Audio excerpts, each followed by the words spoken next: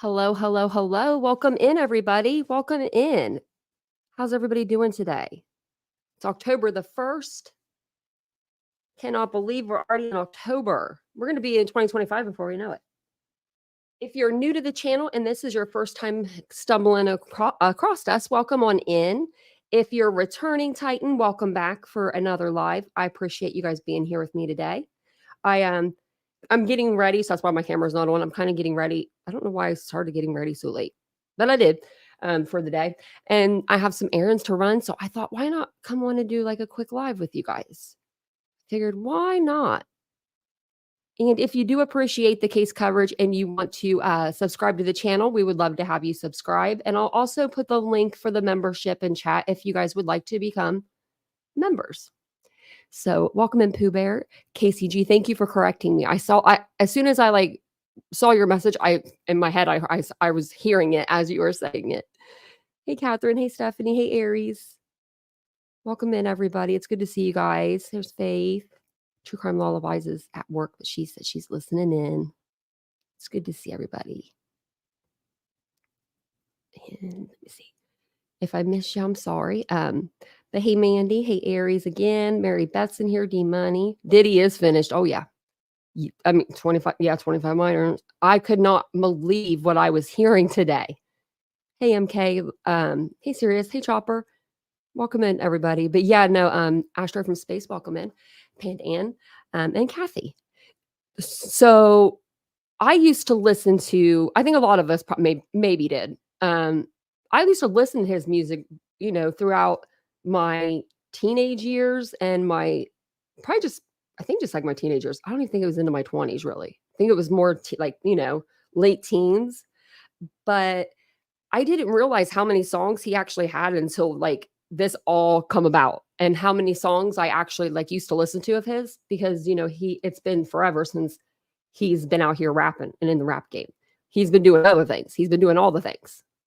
But they had a press conference today, and I wanted to jump on and show it to you guys right when they were doing it, but I couldn't go backwards. So since it was live, it wouldn't let you rewind the live. So I was like, I had to wait for it to all be over with. But basically, this is the lawyer for the alleged victims. And he's going to talk about their ages. He's going to talk about some high profiles. I think most, if not all of these people that are going to be coming forward are going to be in some sort of capacity in celebrityism, or whatever you want to call it, like in Hollywood. I think they're all going to be linked to that. So I figured we would watch the press conference today, and he's racking it up. P. Diddy vows to avoid women and drugs if released on bail. He'll give up rugs and women. Like, what? I mean, you already gave up your mama's home and they said no. Like, come on, man. You're just going to have to stick it out in there, buddy. Just going to have to stick it out. Let me rewind this back a little bit. Okay. Thank you guys for being here, too. The biggest secret in the entertainment industry that really wasn't a secret at all has finally been revealed to the world. And he's kind of quiet. I'm sorry. The wall of silence has now been broken, and victims are coming forward. Our team has had at this point more than 3,285 individuals contact us. How many? With people. Oh, I already missed that part. What is it? Victims are coming forward. The secret at all has finally been revealed to the world. The wall of silence has now been broken, and victims are coming forward. Our team has had at this point more than 3,285 individuals contact us, with people claiming to have been victimized by Sean Combs. Wow. After vetting, we now represent 120 individuals who intend to bring civil claims in civil court against Sean Diddy Combs, as well as claims against many other individuals and entities that we will name as defendants as we file these individual cases. Oh, right. And you should know, to the extent the clients feel comfortable We also intend to make these individuals available to the authorities, specifically to the FBI. And you should also know a few of them have already been spoken to by the FBI. Now, before we discuss the nature of the claims and claimants themselves, let me comment on the large volume of calls we have received since our first announcement. Even before the indictment of Sean Combs, we had received a small volume of calls and had screened a handful of cases. After the indictment of Sean Combs and the announcement that we were pursuing these claims, the floodgates opened. People who wouldn't otherwise, for a variety of reasons, are now stepping forward to make their voices heard and to pursue justice. But no, most of these people are scared.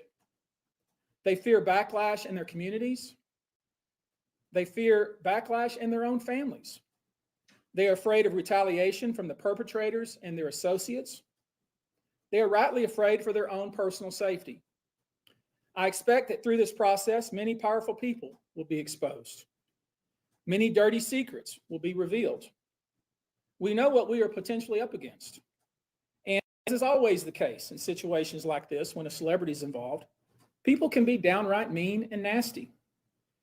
You'd be shocked at the length fans will go, no matter the evidence to the contrary, to defend celebrities they love. I mean, there's a reason for this word fans. They're fanatics. I've personally already been threatened multiple times on social media. And when I agreed to pursue this, I expected as much.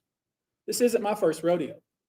But victims who step forward to have their voices heard should not be subjected to that kind of conduct.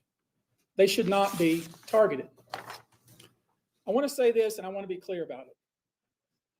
Although we are vetting each call as stringently as we can, I always start with a mindset that I believe victims. I believe victims because I understand the tremendous courage it takes to step forward. So if you're watching this, please hear me. If you're out there and you have been victimized, you are not alone. There is a great strength in numbers. You can seek redress. You can obtain justice. We can help you, and we will help you. That being said, as stated, we are vetting every call that we receive. We have had to turn away some. For each, we ask for corroboration. For each, we ask for the identity of witnesses. We also have collected pictures, videos, texts. We check venues, we check dates. We want to corroborate that the claims being made have legitimacy and merit. We have on staff now a former detective from the Major Offenders Unit of Houston Police Department who is helping us vet each claim. We're using our common sense. We're being stringent because, as I said, these are not easy cases. They're very tough. The process is hard, and in some cases, the process is very lengthy. These cases are hard to prove. Many times, it's the victim's word against the alleged perpetrator. Each of these victims will no doubt be publicly attacked by the alleged perpetrators, and in some cases, the general public. The feckless and cowardly keyboard warriors love to attack. We know what we're up against. We did not enter this fray blindly. I wish it was my last such fray. I wish this type of behavior wasn't so pervasive, but it is what it is, so we will press on.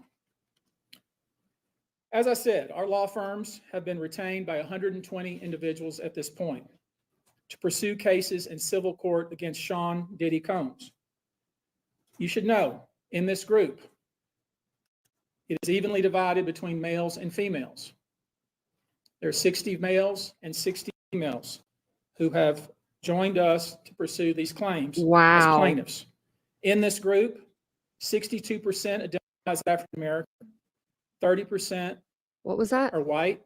I think he said African American, but I want to go back to that number. I don't know why his screen keeps messing up. Us to pursue these claims as plaintiffs.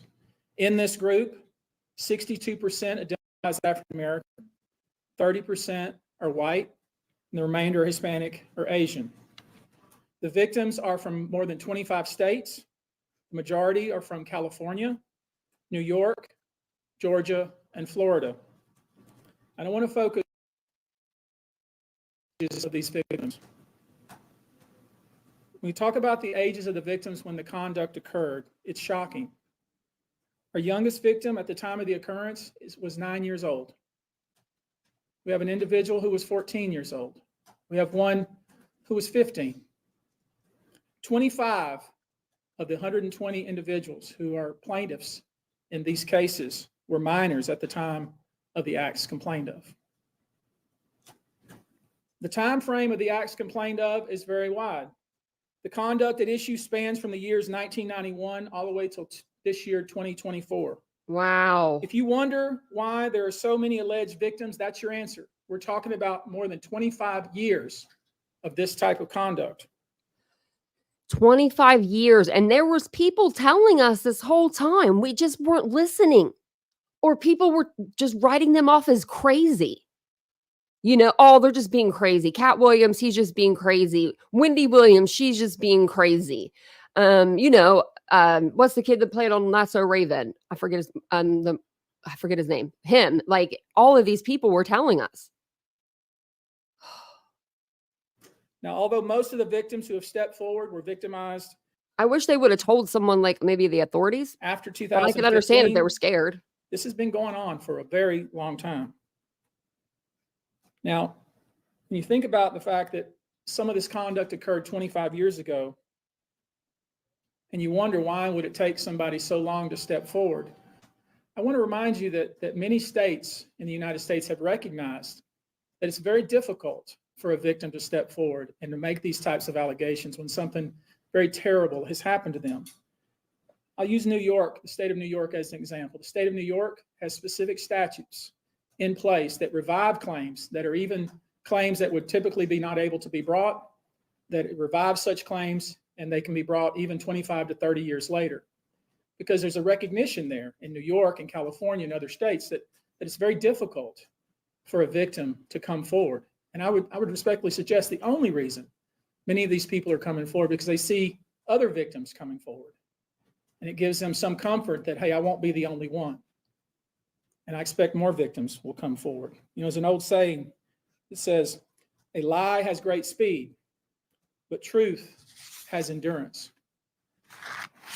The acts complained of in these cases that we're going to file occurred primarily in New York, either Manhattan or the Hamptons, or occurred in California, primarily in Los Angeles. You're in big trouble, buddy. Primarily in Miami.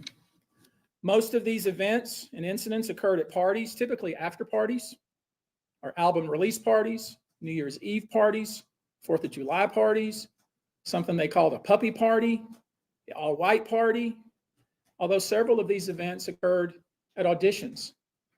What? Many times, especially young people wanting to break into the industry, were coerced into this type of conduct in the promise of being made a star or in the promise of having Sean Combs listen to their tape or even let them read for Sean Combs. You should know that some of this behavior occurred at well-known venues in New York City. Some of this behavior occurred at private residences of people that we all know. Some of this behavior occurred at hotels that we're all familiar with. You should know that more than 55% of the victims filed reported this conduct to either the authorities. I think he meant not puppy. I think he said puffy party, right? Because I was thinking the same thing. I was like, puppy, but I think it's puffy. Like, because remember he used to be called Puffy, Puff Daddy, P. Diddy, Love. Oh, then he named his child Love. I would change my child's name. Be like, sorry, I don't want you to be anything like, I don't want your father's name on me. Sorry, it might have been a puffy party, yeah. That is the police. But I mean, I would hope they're not doing anything with puppies. Or to hospitals. We're in the process of collecting with our team assistants, medical records, reports that were made to the authorities. And I've already said that some of the individuals in this group did in fact talk to the FBI. Maybe we should go back. It was only like a minute, wasn't it? parties, typically after parties, Quit. forward. And it gives them some comfort that, hey, I won't be the only one. And I expect more victims will come forward. You know, there's an old saying that says, a lie has great speed, but truth has endurance. The acts complained of in these cases that we're going to file occurred primarily in New York, either Manhattan or the Hamptons, or occurred in California, primarily in Los Angeles, or in Florida, primarily in Miami. Most of these events and incidents occurred at parties, typically after parties, or album release parties, New Year's Eve parties, 4th of July parties, something they called a puppy party. They did say puppy. Are you sure they didn't mean puffy? The all-white party, after parties, Like what? or album release parties, New Year's Eve parties, 4th of July parties, something they called a puppy party. Like this guy's even confused. Wow. Because I thought he said puppy too, but I was like, no, he must have said puffy. Wow. I don't even want to know. Like puppies to me mean young. Like, I don't know. That just makes me feel like that would maybe like underage parties or something. I don't know. I wouldn't put it past them. The all-white party, although several of these events occurred at auditions. Many times, especially young people wanting to break into the industry, were coerced into this type of conduct in the promise of being made a star, or in the promise of having Sean Combs listen to their tape, or even let them read for Sean Combs. You should know that some of this behavior occurred at well-known venues in New York City. Some of this behavior occurred at private residences of people that we all know. Oh, people we all Some know. of this behavior occurred at hotels that we're all familiar with. You should know that more than 55% of the victims filed reports, reported this conduct to More than either 55%. the authorities, that is the police, or to hospitals.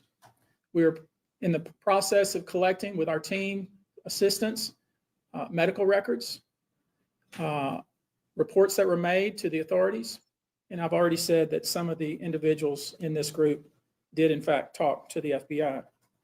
You should know that several of the individuals, and when I say several, I mean many, who did in fact seek medical treatment were drug tested, and drugs were found in their system, weird drugs that you probably never heard of. One in particular that continues to pop up is a drug called xylazine, or trank, which based on our research is known as a horse tranquilizer. Wow. Now, there's been a lot of reports that we're filing a class action. This is not a Like, who the hell needs horse tranquilizer? Who's trying to put down a horse? class action. Crazy. Class actions when one or two people file a case on behalf of a group of people. That's not this. These cases will be individual cases. Each case will live and die on its own merit. These cases will be filed individually, one plaintiff against whoever the defendants were involved in the case. We're going to Each be here for a case while. may be filed in one venue like California. Another case may be filed in New York. One case may sue just Sean Combs, but multiple other people. One case may sue a range of people.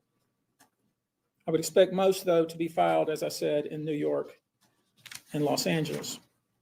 Now, I know this. Many of you came here thinking or hoping, or perhaps believing that I may start naming names. Well, that day will come, but it won't be today. The day will come when we will name names other than Sean Combs, and there's a lot of names. It's a long list already. And of course, I already know who some of these individuals are, but because of the nature of this case, we're going to make damn sure that we're right before we do that. But the names that we're going to name, assuming that our investigators confirm and corroborate what we've been told, are names that will shock you. These are individual cases. There are indeed other perpetrators involved.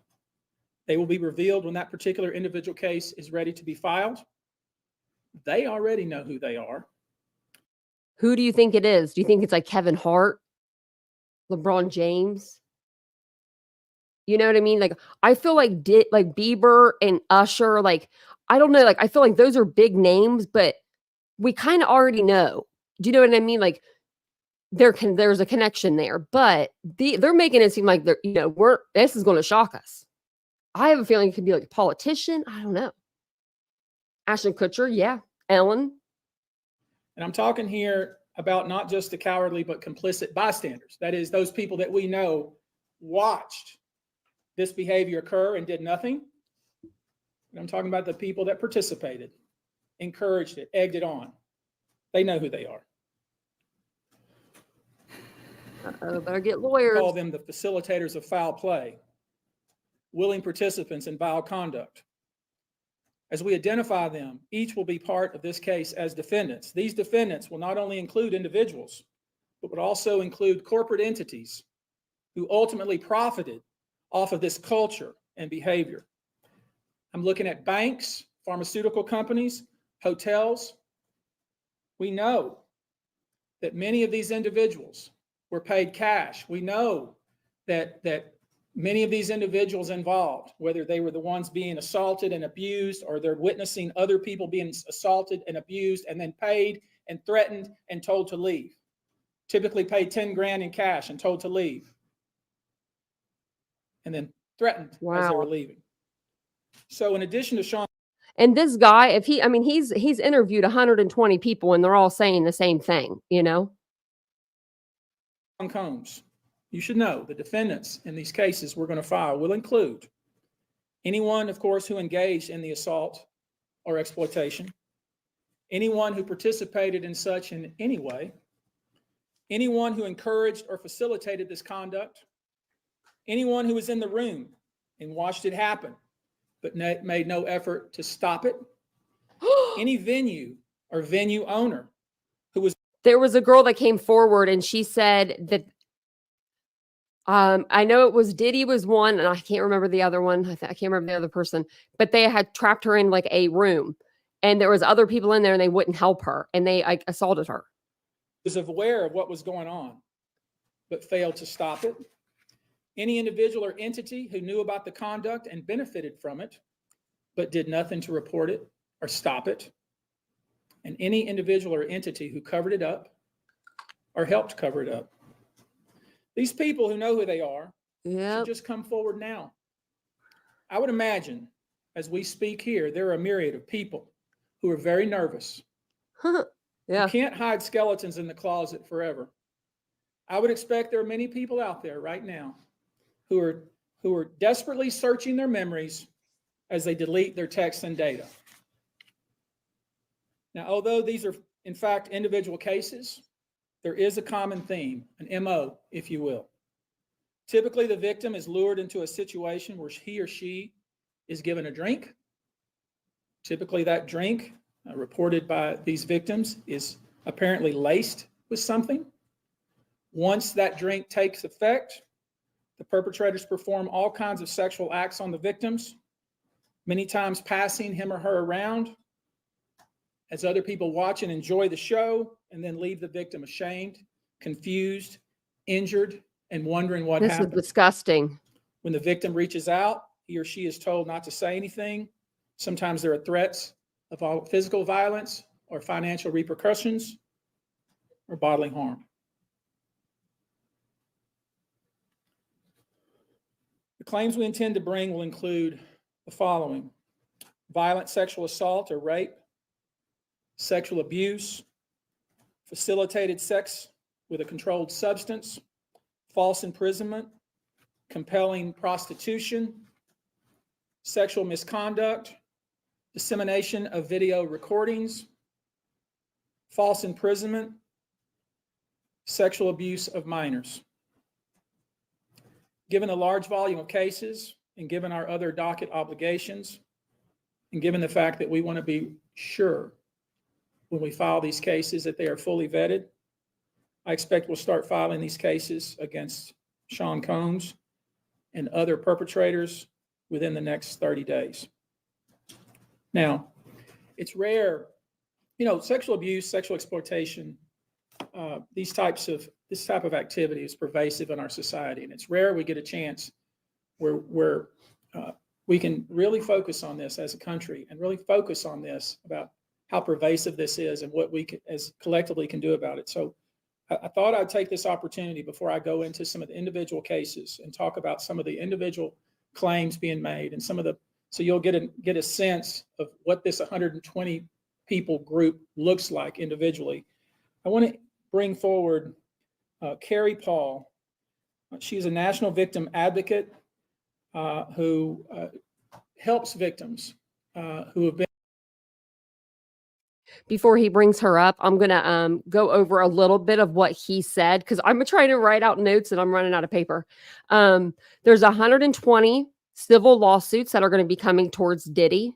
Within the next 30 days, they're going to start filing those, they said. 3,285 people are claimed to have been victims of Diddy. 62% of them were Black, 30% white, and the rest was Asian or I believe they said Spanish descent. 55% reported it to a hospital or law enforcement. They're mostly from California, Florida, Georgia, New York.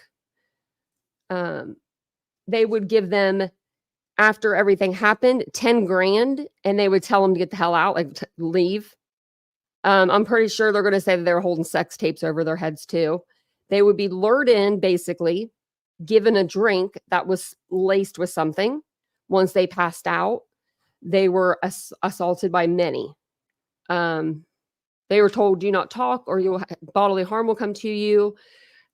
Rape, abuse, controlled substance, false imprisonment, misconduct, video recordings, and the minors. Those are the charges that they're going to be bringing forward. So there's a lot. And now they're going to get to even more.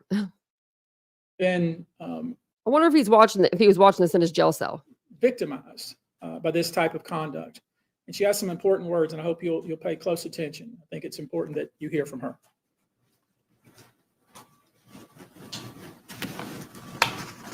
Hello, I'm Carrie Paul with the National Victim Advocate. It's not easy for any survivor to come forward. Our culture doesn't believe survivors. It blames and questions them.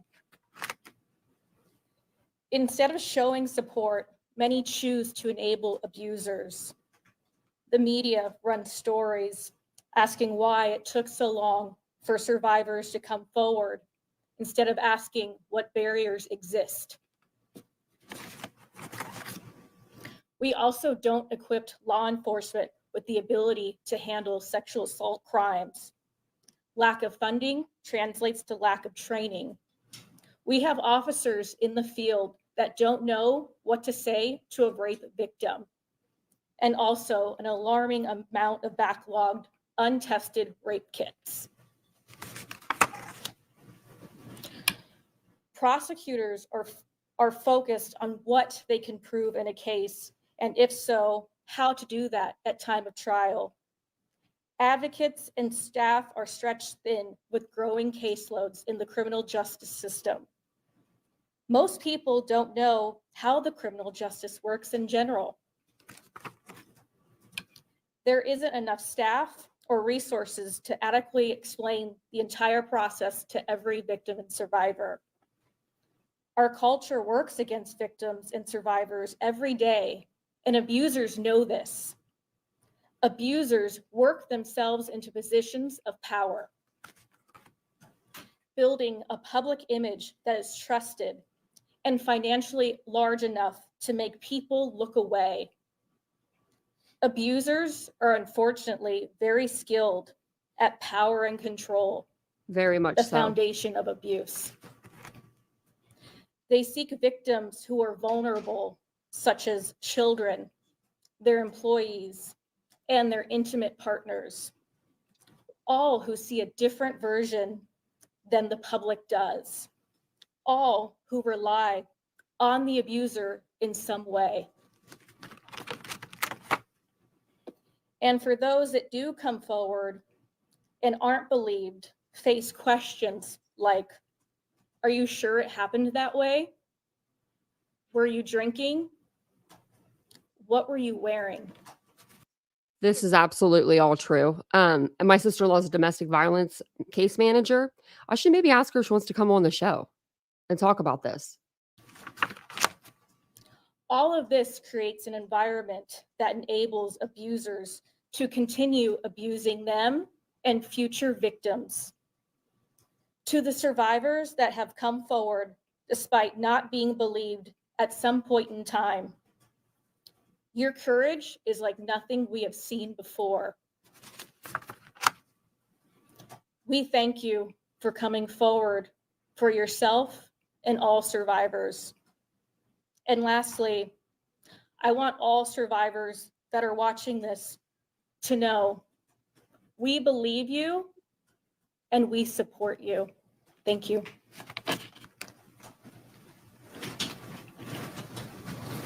I want you now to hear from my co-counsel, Andrew Van Arsdale. We've created a sexual abuse hotline, and I want him to visit with us just a few moments about how that works and the kind of volume of calls we've received. Thank you, Tony. Like Tony said, my name is Andrew Van Arsdale. I'm the managing partner of ABA Law Group. We have offices in California, Montana, and North Carolina. To build off of what you just so well said, it's very hard to come forward. And given what we've experienced the past 10 days is really unprecedented in my career, at least. We represent thousands of survivors of abuse. And never, ever in a 10-day period have we seen over 3,000 people come forward, or we've confirmed Wow. and decided to investigate and represent 120 people, while we're continuing to work through another 100+ cases to prove them up, to validate what had happened here, and to hold those that are responsible accountable. And so, like Tony said, we've set this up. It's 1-800-200-7474. I have a team of people standing by, literally. If you know that this happened to someone and you have information about it, please contact us. If this happened to you, come forward. There's attorney-client privilege here. What you tell us is in confidence. Yes, we'll have to go out and build your case, but we will protect you. And the other thing that I want to say is, the pattern and practice of this, again, is unprecedented. Over 30+ years of the same sort of events happening, people thrust into the circle reportedly, and horrible things happening to them as a result. And from talking to these people that have come forward these past 10 days, I can tell you unequivocally that because the federal government did what it needed to do and indicted this man, that they put him in jail and a judge kept him in jail, they tell me directly, this validates my feelings. For so long, I thought it was my fault. What is it about me that put myself in that scenario? What was I wearing at the time? What did I do to be subjected to such horrific treatment at these people that I was trying to trust? Well, we know now it was not your fault.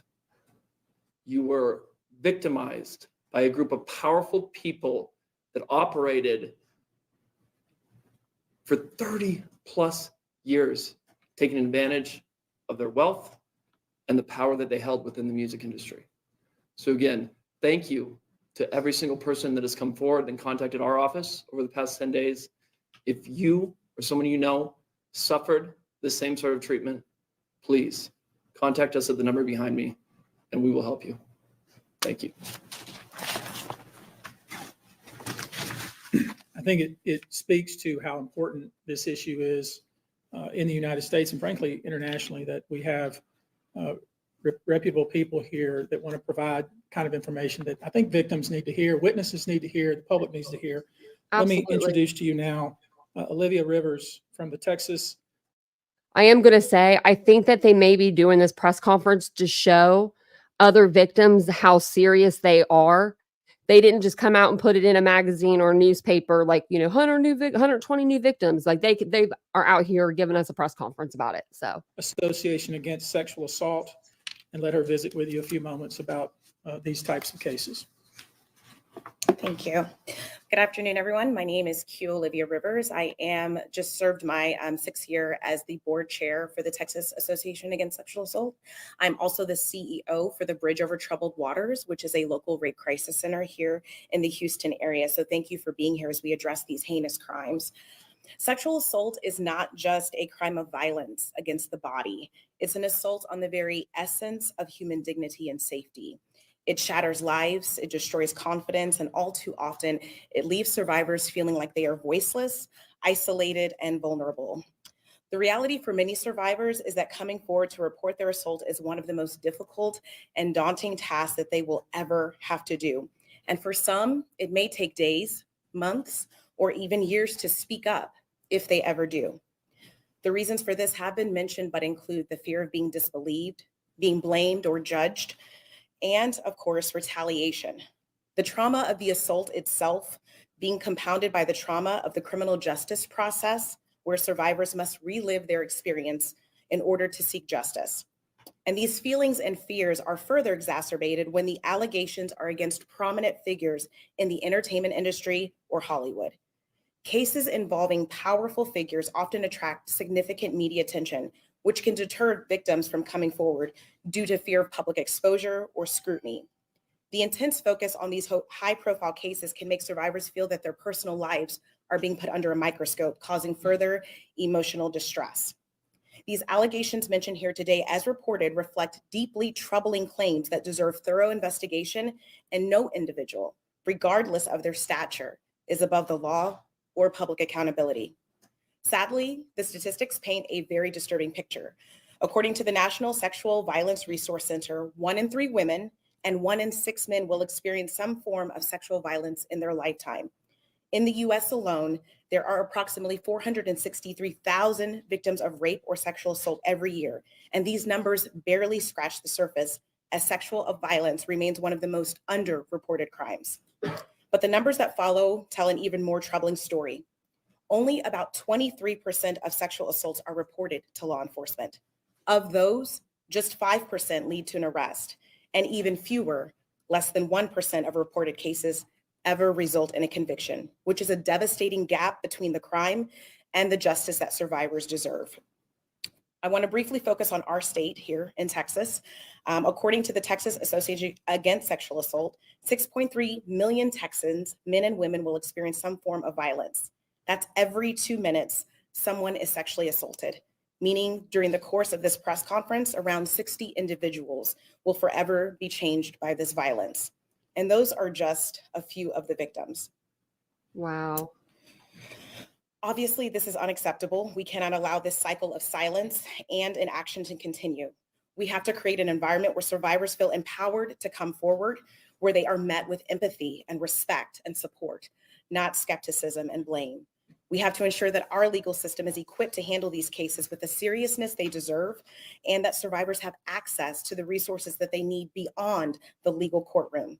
We have to address the root causes of this epidemic: prevention, awareness, and fostering environments where respect, consent, and safety are non-negotiable values. Additionally, support for survivors has to be holistic. They have to have access to counseling, medical services, legal advocacy, and of course, community support, regardless of whether they choose to report or not. To every survivor who has come forward, your bravery is an inspiration. To those who are still grappling with their decision, know that you are not alone and that your voice matters. Your story matters. We see you, we believe you, and we are committed to fighting for a future where sexual violence is no longer tolerated and where justice is not the exception, but the standard. Thank you. I want to visit with you real quickly before we close here about some specific instances without disclosing the victim's name. You probably know that depending on the age of the victim, you can file these cases, these individual cases under Jane Doe or John Doe. Each state is different in that respect. Typically, there is a balancing test, like the public's right to know the name of the victim and plaintiff versus the confidentiality and the safety of the plaintiff. So we'll have to struggle with that with each one of these cases. Our intention, of course, is to, like we always do, file these cases under a pseudonym until the court tells us otherwise. But let me share with you a few, just kind of give you a sense of the kind of cases and the kind of instances that people are calling and reporting that we are trying to corroborate, vet, and these are the ones that we've already corroborated, vetted, and collected evidence on. One individual who was 22 years at the time she was assaulted said that the typical MO at one of these parties that have been widely discussed in the press was that when you were handed a drink, and now we know that the drink is laced with something, if you refused to drink it, you were kicked out of the party. Wow. Now, let that sink in for a minute. I mean, I'll be the kicked out. admission to this party was that you had to drink the chosen drink that was handed to you. And now we know that in most cases, I would say 90% of the cases, these individuals were drugged with some sort of drug. That was kind of the MO. Another instance, this individual who was 9 years old at the time was taken to a audition in New York City with Bad Boy Records. Other boys were there to audition as well. I missed it. All of them were trying. He said puppy? Okay, we'll go back a little bit because Vincent just walked in the door, so I had to mute it for a second. Okay. We'll go back like, I don't know, 30 seconds or something. One individual who was 22 years at the time she was assaulted said that the typical MO at one of these Oh, you meant earlier. Yeah, he did say puppy. Yeah, we had to listen to it again. Yeah. widely discussed in the press was that when I'll look you that up. were handed a drink, and now we know that the drink is laced with something, if you refused to drink it, you were kicked out of the party. Now, let that sink in for a minute. I mean, the admission to this party was that you had to drink the chosen drink that was handed to you. And now we know that in most cases, I would say 90% of the cases, these individuals were drugged with some sort of drug. That was kind of the MO. Another instance, this individual who was 9 years old at the time was taken to a audition in New York City with Bad Boy Records. Other boys were there to audition as well. All of them were trying to land a record deal. All of them were minors. This individual was sexually abused, allegedly by Sean Combs and several other people at the studio in the promise to both his parents and to him himself of getting a record deal. Another instance, another minor told allegedly by Sean Combs that he would make him a star, but he needed to visit with him in private about it, away from his parents. Once they were in a private area, allegedly Mr. Combs made the victim perform oral sex upon him. Another incident, an individual 15 years old at the time, flown to New York City to attend a party, was drugged, and then taken into a private room, allegedly in the presence of Mr. Combs, where this female individual, minor, was raped, and then other individuals took turns raping her. Another individual, 26 at the time of the That was occurrence, heartbreaking. was picked up allegedly by Mr. Combs and several other people in a black SUV from the airport, was given one drink in the SUV, and then literally woke up the next day not knowing what had happened, but with pain and damage to both her vagina and her anus, where she then went to the hospital. She was missing her underwear and her shoes. Another instance, an And individual, nothing happened? this time not a minor, was attended a group dinner, allegedly with Sean Combs in Miami. She wasn't drinking because she was pregnant, but whatever she drank at the table, apparently, at least according to her, was laced with something. She blacked out, and she woke up in the same bed, again, allegedly, with Mr. Combs in his mansion in Miami. Her vagina and her anus were torn and sore. And I could go on. I mean, literally, you're sensing a theme here. It's the same theme. And it all involves some sort of drug. One instance, an individual who was 20 years old at the time was asked to attend, just saw her on the street, asked to attend a party in a hotel. She was flattered, went to the party, was given one drink and doesn't remember anything else. Ultimately, was so messed up, went to the hospital where they found cocaine and this horse tranquilizer in her blood system. I want to give you a quote from a very young man who told us over the phone about his experience and all the things that happened to him. He says allegedly at the hands of Sean Diddy Combs and his friends in the effort to try to sign a record deal. This was kind of what he was told he would have to do. His quote is, "Had he not been in power, I feel like I could have been something great. I quit the industry because of what Sean Combs did to me." And that's really what it comes down to. We are pursuing this, asking you to support this effort, to encourage witnesses and victims to come forward and bring your evidence so we can continue to break down this wall of silence and we can continue to have these stories heard. This is the beginning of what I hope to be a national dialogue.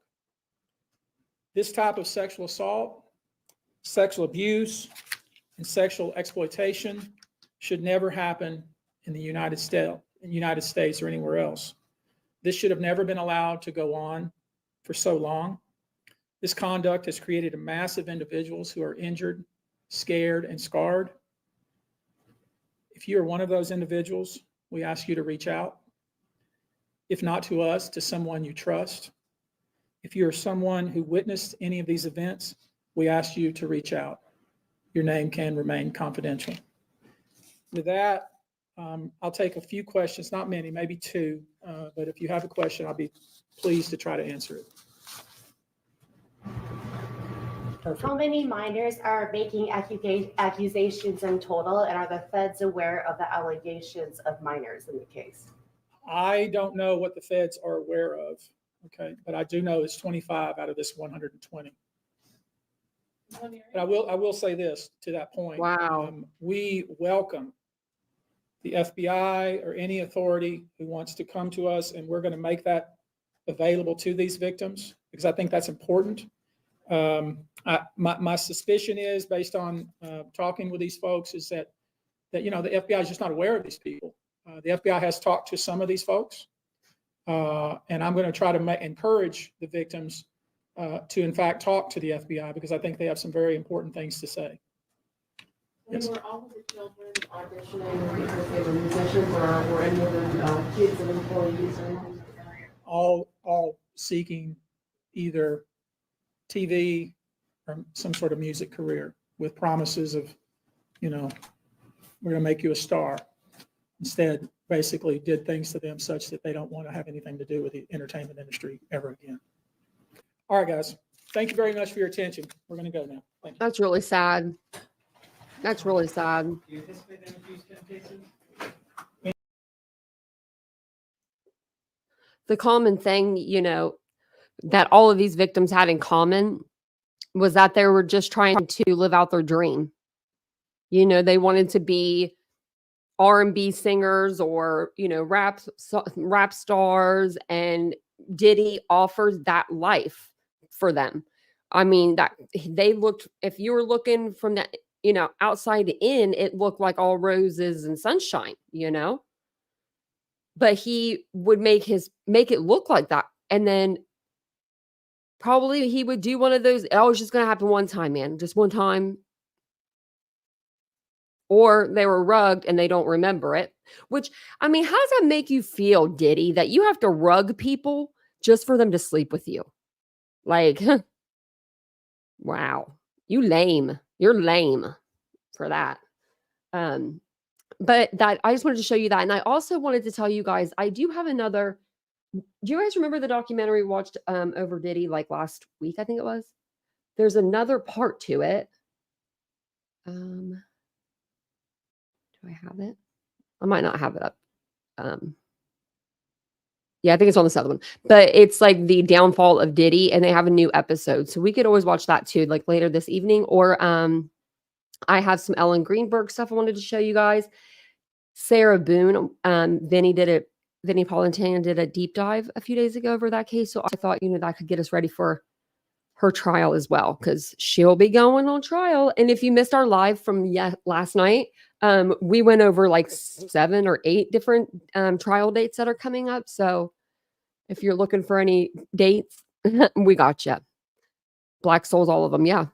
There's going to be so many, Tony. There's going to be so many.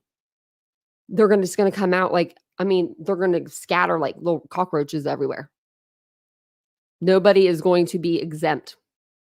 If they got the top dog, Diddy, if he's the top dog, if he is the, the Weinstein or whatever of the case, or Epstein of the case, then who's his right-hand man or woman? Because he's got one. He's got one.